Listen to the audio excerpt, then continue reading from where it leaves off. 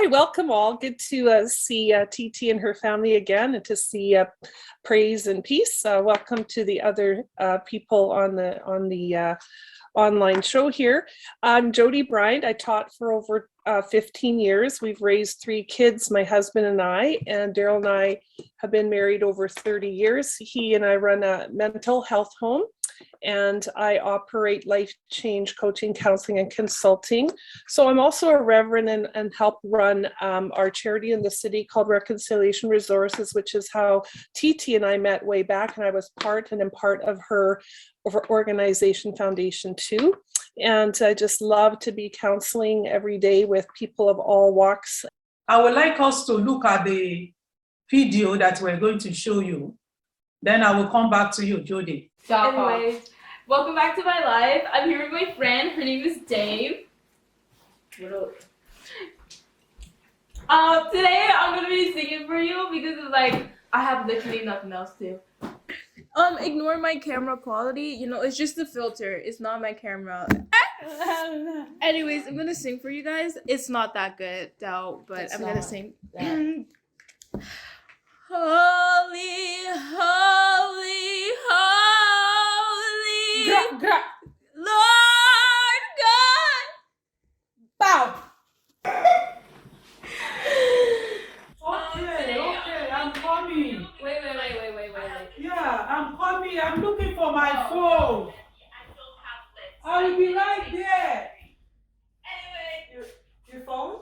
Yeah, my phone. Your phone's in your hand. Oh my God.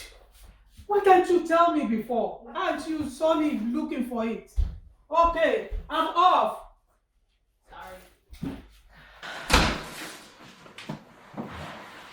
You okay? Or didn't you just see my mom? Everyone forgets their phone. Okay, I do that on a daily. But this has been a recurring thing, and it's just so annoying. How is it recurrent? Actually, I don't know what is wrong with my mom. Last week she went to go buy gas. She opened up the gas cover and even went inside to go pay for the gas. But instead of pumping in the gas, she just left. And when she got home, I saw the gas cover open and I asked her what was going on. And then she started being like, oh no, I forgot the gas and all that stuff. It was... Did she get her money back? Well, yeah. Alright, thank God. That's good. I don't know what happened to my mom. She wasn't like this before. She even forgot my birthday. Oh, that's fine. That's fine. It's fine. I was single. It doesn't really matter. It's all about them, okay?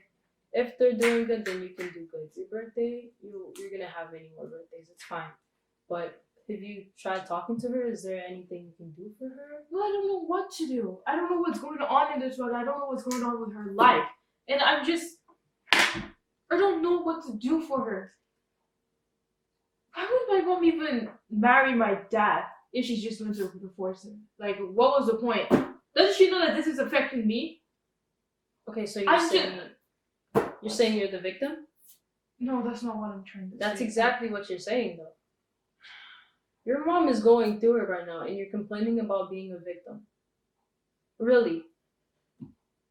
Do you realize that there's no manual? There's no way of them to know how to be a parent. They can watch videos, they can read books, but every child is different. You realize that. And you stressing about this only hurts your mom. She's already hurting, and you doing all of this doesn't do any good.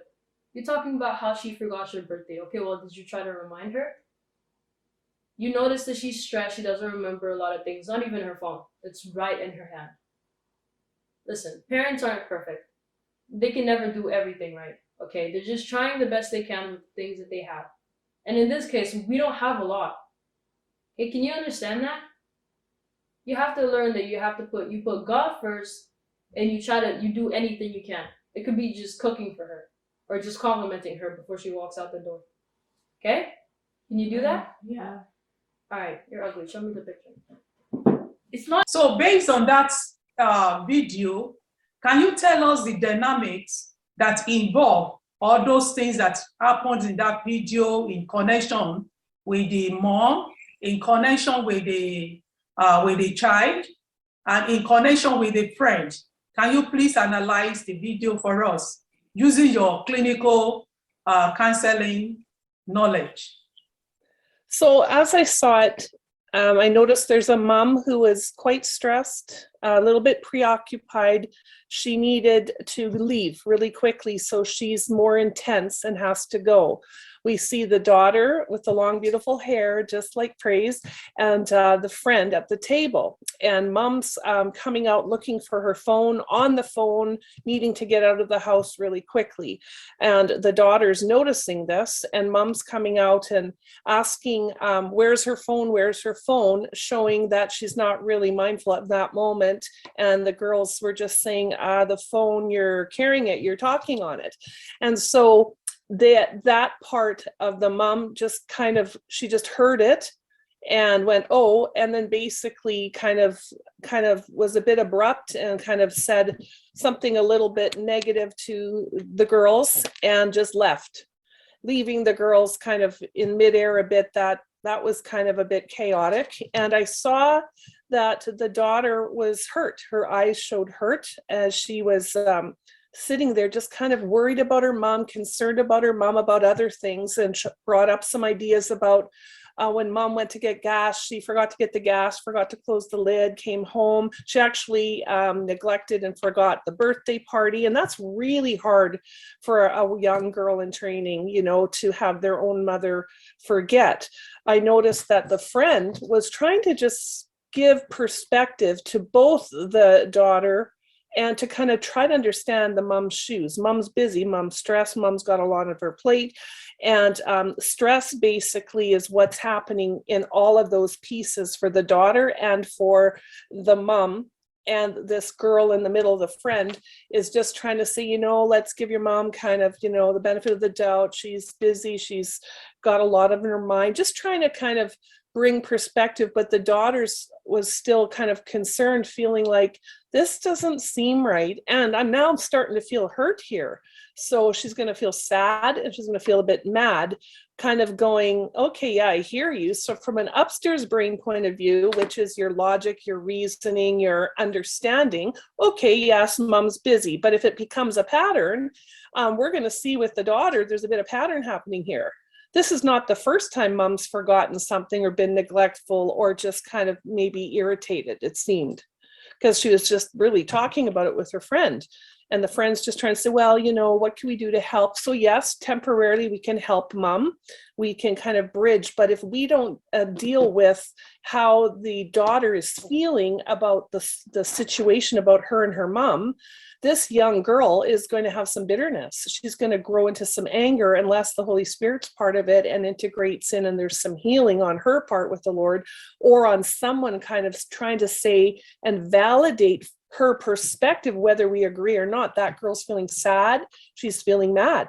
So another part would be to have a talk time, sharing with mom's not halt, not hungry, angry, lonely, tired, or intense. So if we're thinking of intensity, we call them zones of regulation. So our bottom before the one of the ladder, there'd be like a blue zone, just kind of like a calm, sad, sick, tired, bored, slow kind of zone. So we aren't in that a lot, but she could get into that. The next one would be your green zone. It's kind of this calm, even keeled, free, focused, relaxed kind of zone. They weren't really at that. Neither of them were. They were actually starting the ladder from a 1 to a 5, and a 1 and a 2 would be a yellow zone where there's a bit of worry, a little bit of frustration, a little bit of upsetness, and the friend was trying to kind of calm and bring it down a little bit, like, let's look at this rationally. Let's take a look. Mom's not doing well, but the girl's calm on the outside, but inside you can feel her going, something's off here. I'm not feeling comfortable with this. I mean, she forgot my birthday. Who forgets their birthday in a way, right? And mom's she's completely preoccupied, not even listening. She's already at a 2 or 3. She's got to go. So the alarm bell in her system, which would be kind of, if you look at, let's say we look at a brain piece where there's the prefrontal. Well, right in the middle here is the amygdala, which is your fear center. So your fright, your freeze, your flight, and your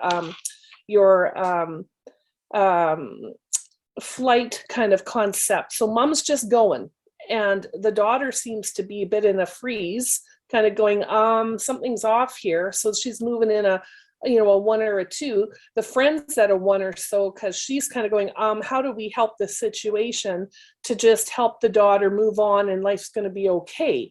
But the downstairs brain, where we have all our memories, all our fears, all our hurts, the temper tantrum survival brain of a kind of like a 4-year-old, anything that's upset, you can react really fast. Remember when we're really little, we just kind of cry about everything, right? Cry, and there's all the meaning.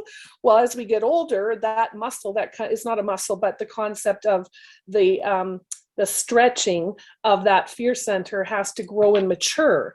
And if this daughter doesn't get some kind of time to talk through and be heard, especially with the significant figure of the mother, then she can have a tendency to build a knot inside of pain that grows and grows and grows. And then she can be very upset and resentful later, just because she feels my mom neglected me. She forgot my birthday. Big upstairs brain, it's not a big deal. We move on. But if we don't help join them and help that young girl go, honey, how did you feel about mom not remembering, and you're feeling concerned and worried? How do you see it? Well, I mean, it's not fair that she didn't remember my birthday. Like, to be able to have that girl share her girl feelings doesn't mean we have to agree with them all. It just means that she needs the space to talk about it, so that mom can be heard, can hear her. Oh my goodness, I forgot. I am so sorry. How can we work through this? Yes, I am really worried. I better calm down, because if I have stress, too much stress, I'm going to get sick. So if you have a life events of, say, 43 different events in life cause stress, like common stresses, it's the Holmes and Ross stress inventory. And if you add them up and they're 150 to 300, you are 50% away from a breakdown mentally or health. If you have 300 or more points in those 43 questions, you are 80% at odds likely to have a rundown, a major health issue, and things like that. So if we don't teach both the girl and the friend and the mom how to regulate and stay in that kind of 1 and 2 zone, and not flip their lid to a 5 out of 5, which would come later if that girl never had a chance to communicate her hurt and her pain. Because pain can come out as anger, divisiveness, rebelliousness, a revenge, those kind of things. Now with the Holy Spirit and the family and the church and the friends, we can really see us moving in a better, healthier way. But for that little young girl, in training's sake, she needs to be heard about how she feels about her mom's, about what's going on with her mom. Because it could be, what if mom's forgetting her memory? What if mom's really mad at me? What if mom's not well at work? Why is she forgetting? All the what ifs that affect that fear center. And then my mom forgot my birthday, and then, oh, what if she forgets? Help in some way. So with her just talking to her friend, that was good, and the friend caring to bring perspective. But one of the things is, what does that daughter need?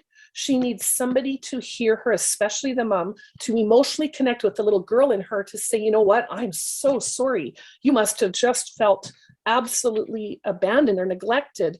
And what can we do to not have that happen next time? Or how can we meet you? Could we go out tonight and get you a birthday card and celebrate that way, to do kind of a restitution to help that fear center let it go and be able to forgive from the upstairs logic and the downstairs feeling center. And then if it happens again, there's been a plan. So Christmas would have a star on the calendar, or birthday, it's my birthday, there'd be a way they'd put a plan so that that daughter feels validated, valued, and sure. Because many mental health lies would be, nobody loves me, I'm not good enough, I don't have value. And we don't want that young girl picking up that lie based on mom's non-intention to be blunt and blurt and go fast and be at a 2 out of 5 in intensity. From what you have said, is you've told us that what exactly went wrong with the mom is stress. So certainly, yes. she's Well, facing stress. Then I'm going to ask you another question in relating to this. Is there any relationship between stress and other mental health issues? there absolutely can, but let's back up a little bit. If we look at the medical definition of stress, it's the rate of wear and tear on the body. So if we have our shoulders up and we are at that 2 out of 5 all the time, go, go, go, go, go, and don't have time to step off that bubble or that wheel, breathe, relax, process, look at our life, and take hold of the present of our life, our body continues to go on this wheel faster and faster. And before long, it starts to control us, and our fear center and our nerves are on alert, and we are going to react more, especially if we're busy. We're going to have hunger issues, possibly relational issues and feeling issues. We're going to be probably our sleep system can change. So if we don't have support, sleep, and stress reduction, that can move us into major mental health issues, the DSM guide, or typical anxiety, depression. The suicide could be if that lie grows in that little girl to a lot, that I'm not valuable, my mom doesn't love me, she hates me, I'm nothing. That little seed can grow as the girl looks for evidence to prove that she's not valuable. Because if she has no concept of a communication with her and mom's oblivious to it, that daughter can get suicidal. Absolutely. They could have extra hormones in their, as they grow, they could see other friends going through things and go, well, they did. They can go in lows chemically. 33% of women, 28 maybe, will experience depression and anxiety, at some point. And if it's not managed or talked through or seen and addressed, then it can grow and become harder, and that amygdala will still be, get worn out. And that's where we can react more quickly and be more impatient. So it can, if you add addictions and you add other variables, can go into full swing other disorders. But some of the keys to watch out for is the stress of life must be reduced. There's so many events that happen in life that cause stress that if we create our own and don't steward the soul and the body that God gave us, we are taking on a role to basically put ourselves on the throne and not take care and steward who we've been made to become. And so we have to really step back off the world's wheel. Don't let it control us. I do have a question. There are sometimes people just can't control how stressful they become. So is there a plausible way to let that stress not affect others? It's up to the person in that person's life. So say it was the friend of the daughter. She has the privilege to not let it affect her by her own regulation of her emotions, by making sure she has space and time to process and go calm somewhere else if she's in a kind of a tense situation. But if we're look at all the different types of personalities and how God created us, we can sometimes pick up other people's pain and carry it.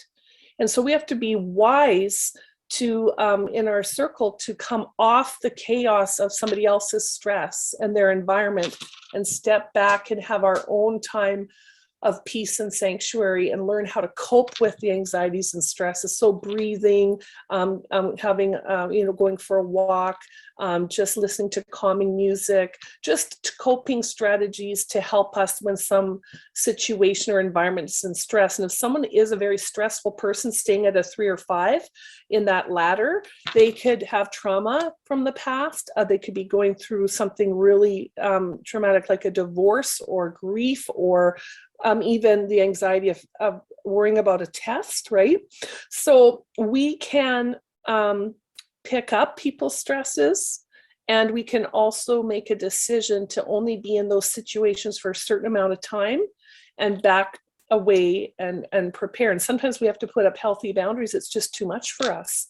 And then they need to be encouraged to go to therapy and kind of learn how to live with people that are more intense, like people with schizophrenia or bipolar. It's all manageable, absolutely. But we also need skills. And one of the best books is called Safe People by Cloud and Townsend, where they help us learn, how do you live with people that are more intense or have come from negative traumatic backgrounds, from adverse child effects or a stress birth or moving a lot or abuses, and how do we learn to love and be with them, but be able to step back and relax and learn how to take care of our own soul, because life is a roller coaster and there is suffering and pain in it. We have to learn, how do we embrace and not avoid it and push it down. If that young girl at the table didn't get a chance to even talk or doesn't move towards communication in a healthy way, she could get sicker and sicker and get push it down and push it down. And it might come up later in a relationship with her own daughter or a relationship with another significant woman she's working with. Well, that all women neglect girls, right? I don't know. She may have a lie she builds. So with stress, it is almost impossible to stay in a bubble in life. And we do pick up other people's stress, but we just have to do a millisecond of a type of ritual or routine when we're away from people and realize, whoa, that was intense, to just calm our adrenals down, breathe, and try to get into that green zone, the calm zone. Right, thank you. That did add sense.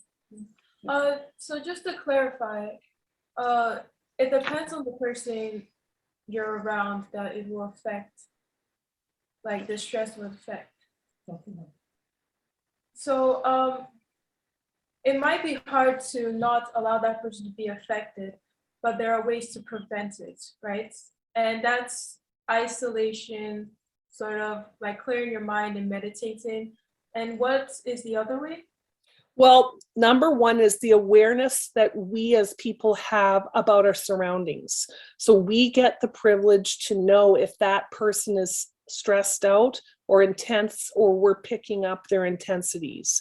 So once we're aware, then we know how, we have to learn how much can we be in that situation with us not getting sick or stressed out ourselves, right? Step out at some point to calm yourself, to breathe, to maybe get a glass of water, get some fresh air and go, okay. And having the faith and having the supernatural as part of our life as Christian women, we can actually ask him to come in and be through us what we can't. So if, say, she needs to talk to someone and we're like, oh, I don't know, I'm too stressed with this person, you can still do it short term, but you have to make sure you later come off that intense wheel and calm and take care of your own soul. All right, thank you. You're welcome. Is there any role that the emotional intelligence plays between the stress and mental health issues?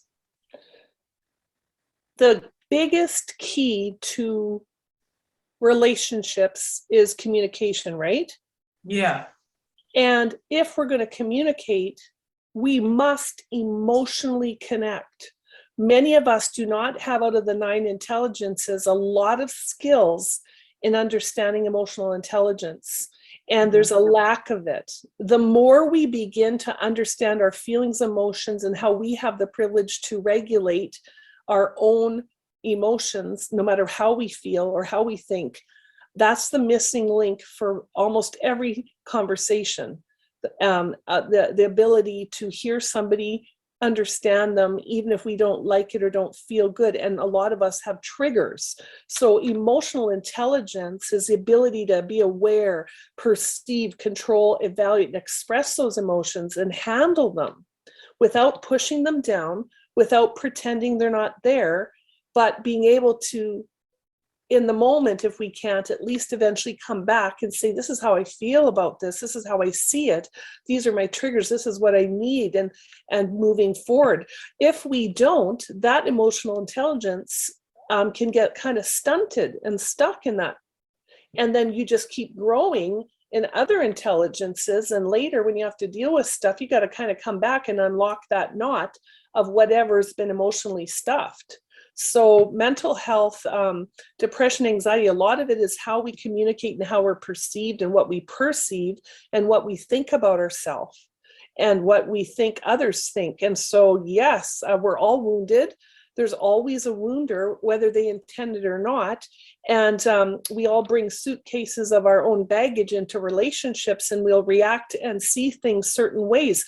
If we don't know, we'll never know, and we'll believe what we think, whether it's good or not. And then we go through life with that fear or those lies or those beliefs until somebody helps us see, whoa, that's totally not true. Or if it was true, wow, you need to work through that. You're feeling real fear and anger about those things. So we can take our past and the gaps that are unmet there, they can affect us way later, even if we're successful and smart and use all our intelligences.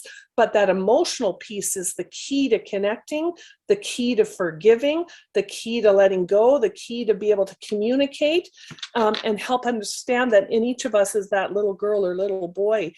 We're always have that little side of us that sees things in a way, in our own personal way.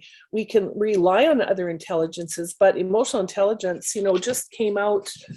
Daniel Goleman, I know when I show it, it's going to be kind of backwards, but his work was just amazing in helping us understand how we must look at our emotional health in the 90s, So I just want to honor the people like Daniel Siegel, Daniel Gottman, these wonderful people that have caught on to the need of connecting and emotional intelligence. Without that, we are left to our own wonderings, which if we look at us, we're probably our own worst critics, right? Especially us girls as we grow up.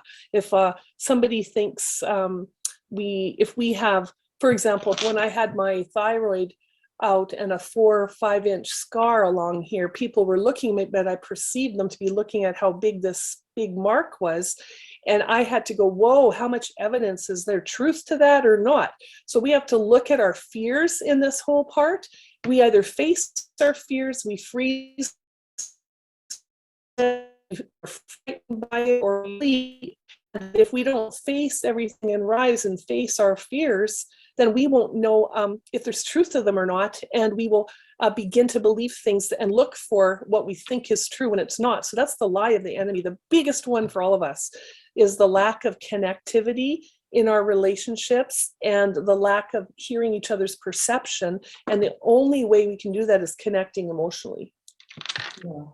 You know that most of the time we don't realize that we have distress, though you might, like what happens to the mom, she might be thinking that it's just because due to her daily activities that is making her to lost her memories, not being able to at least be self-confident, or maybe she was not able to coordinate herself, And I just want to ask this question. At what point should one realize that, this stress can lead to depression, that I need to see the doctor?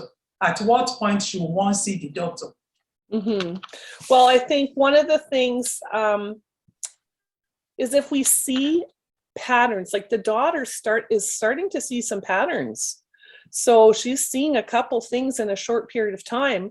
So she can have the freedom to concern, because the more stress we add and the more we don't take time off that wheel to rest, relax, steward our body, fill our soul with either nature, worship, ways we're made to connect to God, ways that make us feel safer and healthier, environment, music, those kind of things, then we aren't growing in a healthy way. We keep going on that wheel and it's going to crash within 2 years, or if things are unresolved, it kind of pops its ugly head in 30 years, or 15 years later, we're upset about certain things that have nothing to do with the now. They're just like a crescendo in the now when they don't have to be. They just need to be an accent, but it's from way back and moved into a cloud of not, and flipping our lid faster, more impatient, more reaction, and more issues. So that mom, it'd be good for her to have a conversation to go, how much stress are you under? What is bothering you? How can we reduce your stress, put in support with friends, relatives, small groups, and have your sleep in order. Those are the three huge things to have in place. And if they're not, and there's occurring patterns, there's trauma, there's odd behaviors, isolation, anger, flipping their lid a lot faster, lack of fruit of the spirit, we know that she's going down a trail that's going to crash. And we can't save them. They have to desire change more than we do, as the daughter might, or as we might. And if the mom doesn't see it that way, we have to discern how much do we help this mom until she comes to the end of self or realization, whoa, this is getting out of control. She's sitting at a 3 or 4, her adrenals are on fire, her amygdala's, in intense, the daughter's picking it up, she's worrying, everyone's in stress. Yeah. So sometimes there's a lot of different ways, like they call it functional medicine. So you can, and physiological, from a coaching point of view, you look at your spiritual life, emotional, mental health. You look at the functional things like your eating, your relations with your emotions, your relationships. Do you feel you have a community with you? Are you isolated? You look at your sleep patterns. You look at exercise. You look at all those things. You put those in place. And then we'll see if those patterns change. We have to change our lives, because if we don't, we crash. No one's going to take care of us unless we do. Well, I did have this one question, but I think you already talked over it. It's about, do you think the attitude of the mother can cause the child to bully others? It's possible. If there's more abuses besides neglect is an abuse. But if it's not a regular pattern, it can be overlooked 3 to 5 or 6 times. It could also lead the daughter to do attention-seeking behavior, or get attention and do things she shouldn't, or have revenge. So if she is someone who wants to please her mom, she might try harder to help her and do things and get her attention. But if she's grows up, like she's a little bit older, and we don't know if she's beaten yet or have been hurt with the words in stronger ways. So say there was a lot of negative talk, or you're nothing, you're not helpful. Look what you did. You should have told me where my phone was. Or way more intensity. There is a possibility, but what I see happening is more of an intrinsic sense of I'm not worthwhile or valuable. And she may react in anger, but to bully, it could be later on if there are other significant women in her life that trigger her like her mom did. She may do something like that, but I'm not sure she would be bullied unless we know in the scenario the mom regularly criticized, blamed, put her down, justified her own actions and put down the daughter and stonewalled or showed contempt or rage, then there could be an angry reaction where she'll go, well, I'm not going to put up with anyone who criticizes me. And then say someone criticizes her at school and she's already in a flip and angry, she might push or hit or get mad. But you may have to, it may not, but it might. It's possible though. There has to be certain things in place, I think, before she'll react to that, flip her lid. Because in that conversation with them, she wasn't flipping her lid yet. She was at a 1 or a 2 and she was intense. Like, I'm worried here. And she neglected me. She hadn't really got mad yet. So those patterns have to happen more for her to kind of get angrier and angrier. Because right now she's worrying. She's not much mad. And when her mom reacted that way, she just kind of shut down. She didn't fight back. So there hasn't been enough, quote unquote, abuses or damage yet for her to naturally trigger her to go fight, unless she's already really upset, goes to school, her lid's already flipped and she's at a 4 or 5 in the red zone and just hits something or shows anger. Because it's unresolved and she's mad at her mom, but just took it out on anyone around her. So it'd have to really look into the scenario a bit more and check out the dynamics of her and how she's handling her anger, how she's handling her stress. Is she mad at her mom? What kind of actions is she passive aggressive? Does she do things to get her mom mad? It didn't seem like that at the time in that scenario. It seemed like she was quite puzzled and shocked about her mom's behavior and getting sad and just a bit like I can't believe she forgot me, you know, kind of like more sad. For some, the major cause of stress is sleeplessness Yes. due to overwork. Mm-hmm. Some parent has to do a lot of work, maybe from morning to around late in the night. They get back home and they have to return back to work very early in the morning. So they don't have enough time to sleep. They don't have enough time to refresh themselves or to sit down, to unwind and all that. And could that lead to other health issues? Yes. So, David, if you look at online, there's something called the Holmes and Ross Stress Inventory. It's a pretty common one just to look at life events. Say there's a divorce, a birth, a move, a new job, a death in the family, a pregnancy, financial stress. There's those. If you have more than 150 points on those 43 pieces as a quick tool, we are headed to 50% mental health or health issues. So it starts with stomach aches, headaches, eye problems, anger, more impatient. And if you add grief or other stress or trauma or halt, anything to do with hungry, angry, lonely, tired pieces, we're going to be tireder and more angrier, and our body's going to exhaust. So many go on to caffeine, other prescription drugs to get them going, like a type of upper.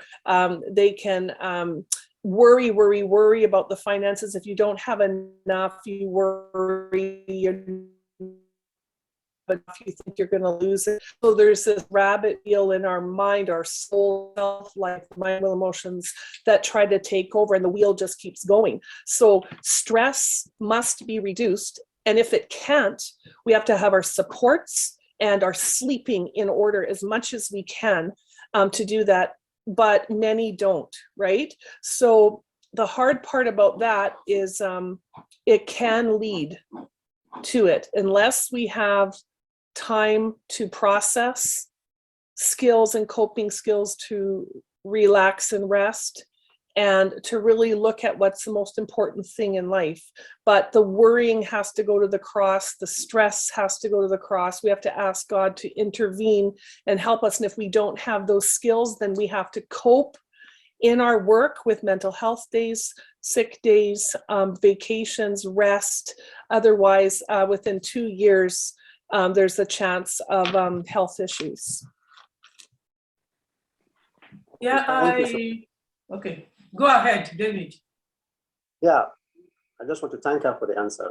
Oh, okay. Well, thank you. Blessings.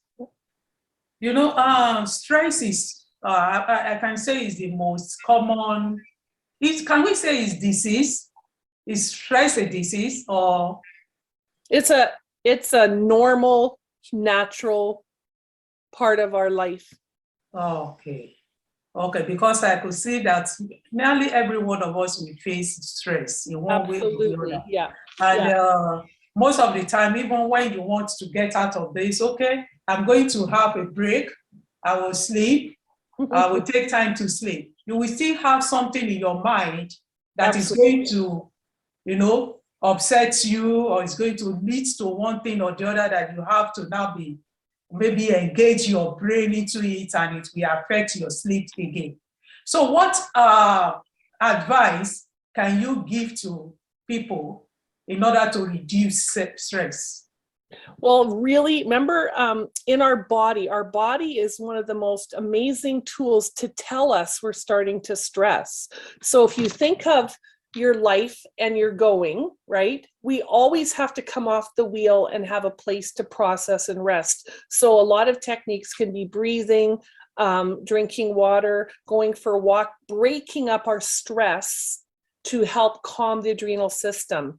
And if you get to know your body well, you'll find if you know that your body is moving past a 2 on that scale of 1 to 5, you'll be, like for me, my shoulders will be up, or I'll be leaning forward and a little more intense, or some people will be pulling their hair, or they will fiddle, or they'll move like this, or their foot will fall asleep, or their heart will race. Just like anxiety or excitement, our body will teach us and tell us if there's too much stress going on, if we're in tune with it.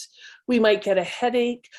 We may just get a migraine. We may just feel so exhausted and our brain just keeps going. We have to retrain the brain using the Romans 12 concept of exchanging whatever's on that throne, worry, stress, fear of finances, everything, and give it to the Holy Spirit, because what Christ did on the throne for us was resurrect, remember? And on the cross, and he given us the power of his miraculous power to come in to be what we can't be, and exchange all of our yucky human natural fruit and the way we live on earth for his healthy fruit. So say we're really angry, really impatient, and it's a pattern. Well, that tells us there's either trauma, depression pieces, lies they believe, triggers from what's happening in life, personality issues, or just common impatience, no exercise in that muscle of emotions on how to be mature in a communication, and they just flip. Well, if they put in some tools and body awareness and understanding how they're thinking and seeing things and learn perspective, they can begin to say, okay, downstairs brain, stop reacting like this. That's so mature. It's not a bear. The bear was a long time ago. This isn't even a real bear. This is a fire drill. You got to go. Yes, it's stressful. You better go. But this one, failing your test. Okay, you feel that's a bear. That's really stressful. I get it. But some of it's false, right? And some of it's habit. And we escape a lot of times. So we have to backtrack, figure out how our body is handling the stress. So if the mom was looking at her own soul, once she got in the car, I kind of reacted here. I didn't even say hi. I didn't even thank them for showing me where my phone is. I forgot my purse. I wasn't even mentally present thinking about what's happening in that moment. And so we have to slow our brains down, get off the wheel, and think before we say, think before we do, and before we think, figure out what's going on in our body that's moving us to think. So I think of it as a cloud, a thought cloud, like a what if, oh my, or something's going on, plus sign with a heart, which would be the head, which is like the soul, the mind, the emotions, personality, the stick man, where the body feels something, and an equal sign. The top of the equal sign would be all our positive thinking, healing, helpful, healthy thinking. And the bottom of the equal sign would be harmful, unhealthy, hurtful, unhealing ways. We as Christians and followers put the cross right there and to give it all to him in milliseconds, and have him exchange our limitations, our human limitations, our body's mind limitations, how we think, how we react, and he transforms it in that moment by his power. And then we have the millimeter of the right choice, right reaction, right response. And it's a millisecond of how fast that works once we train our brains. We have to train the downstairs brain to stop flipping the top and operating in immaturity, and grow in our emotional regulation muscles kind of concept to be able to handle those kind of things. And if the mom could learn those tools, she could have just said, okay, just a minute on the phone, I'll be right there. Do balloon breathing, box breathing, all different kinds of breathing, 3 or 4 of them. Take a minute to bring herself down, relax for a second, like maybe 22 seconds. Take the moment, go back on the phone. I'll call you in a minute, deal with the kids. Like, we have to slow life down. Time can't be our controller, nor can the wheel of life, nor can money, nor can anything that takes the place of Christ on the throne. And to do it naturally makes sense. That's the natural realm. But we as Christians and followers have the privilege to have the supernatural intervene in all of this. So where I came from, alcoholic abuse, emotional abuse, addictions, I left at 16. Thank God I had the church that taught me love, taught me perspective, but I didn't understand feelings. I didn't even know what a real mom was till I started seeing other ladies with their kids, and the sadness grew and grew into anger, and I would get mad at my friends that had moms that loved them. I didn't know their whole story, but it was kind of like how unfair that is, and then I would flip and get upset about that. So what I'm saying is who we are and the road we travel, we will go through mountains of suffering with the pain, but God promises when we go out on the water with his hand already out, I will give you my power, my presence, my patience, my the ability to persevere, and my presence. And with that, you can do all things, and peace will be the outcome. But if we don't take that moment to remember our identity, especially as that young girl, as that friend, the friend can't be rescuing that whole family. She'll be all burdened by it. The mom can't, has to learn how to figure out what's happening with her daughter, but they can't without communication. So the key is embracing emotional ways of connecting and emotional ways of calming our emotions and using skills to bring all the stresses down and come off the wheel.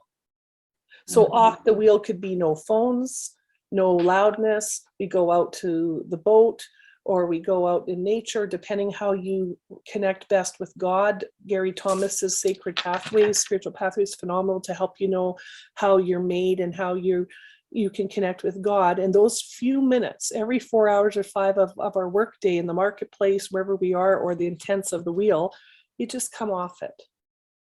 Kind of gather yourself or ground yourself, whatever you want, go back to the green zone.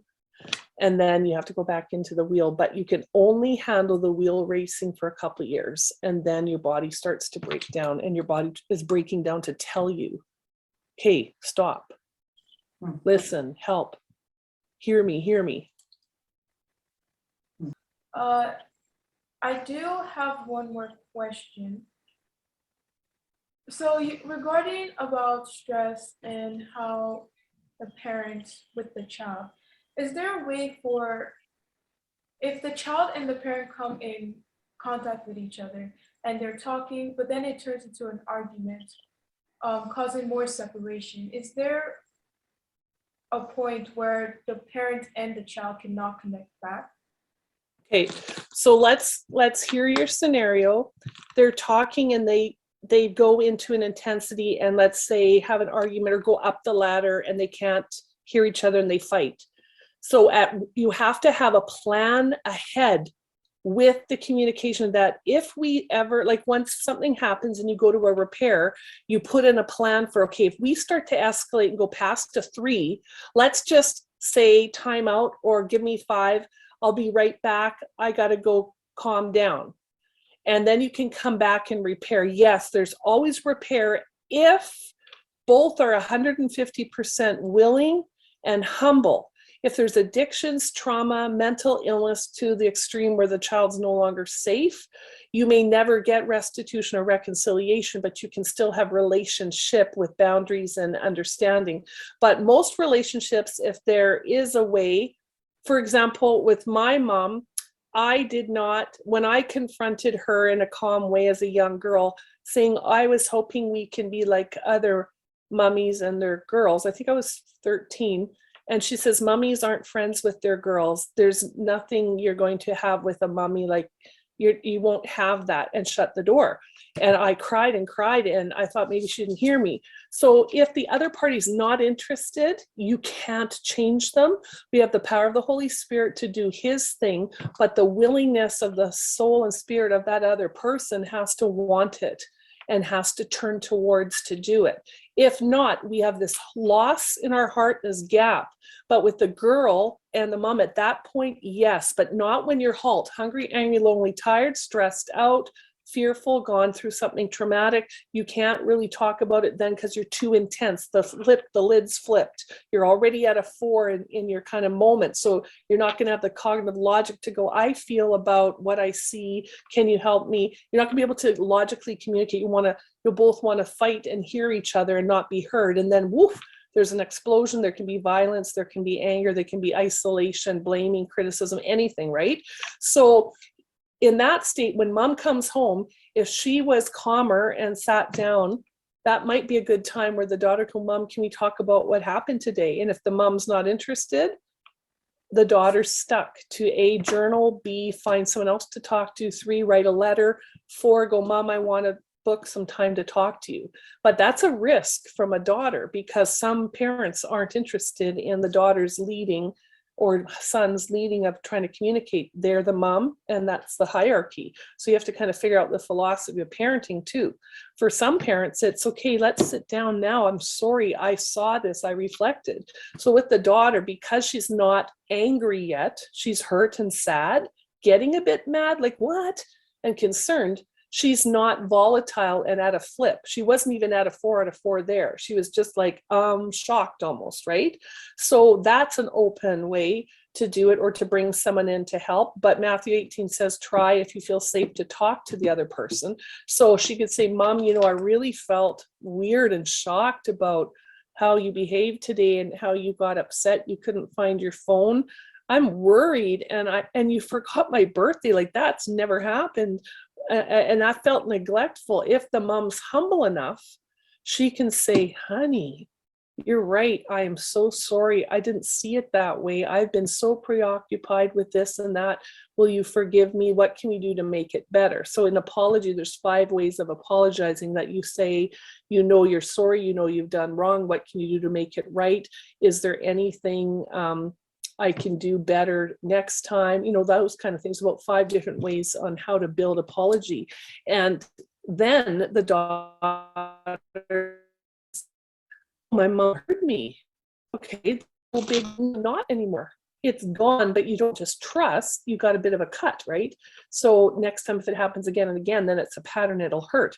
But if the mom heard her, and they heard each other and they restituted it and made a plan that they don't forget, or can you help me, honey, if I forget, or let's do post-it notes, or when I get the gas, I have to stop for a minute and think, what am I doing here? So you have to kind of come to the moment. But there's times when there won't be reconciliation because of mental health, addiction, substance use, trauma, violence, adverse effects that are so numbing that the child can't even go back into the same environment because it's too traumatic. So it just depends, but that's kind of a little bit of information. Thank you very much. I really learned a lot. I learned a lot from you today, you know, because I believe that stress is a common thing that even happens to me personally, and I know so many people are also going through stress. So thank you very much. Thank you for coming. Thank you very much for coming here, Joey Bryant. We really appreciate you spreading your knowledge with everyone here. All right, thank you. And if you need any resources, yes. Any questions that come in, just give me a text and I can give them links or whatever, because if we can teach the next generation and the parents how to emotionally connect with their children, even when the children are in trouble or when they've done something horrible or something happens, we will be able to help this next generation learn how to communicate and how to hear one another.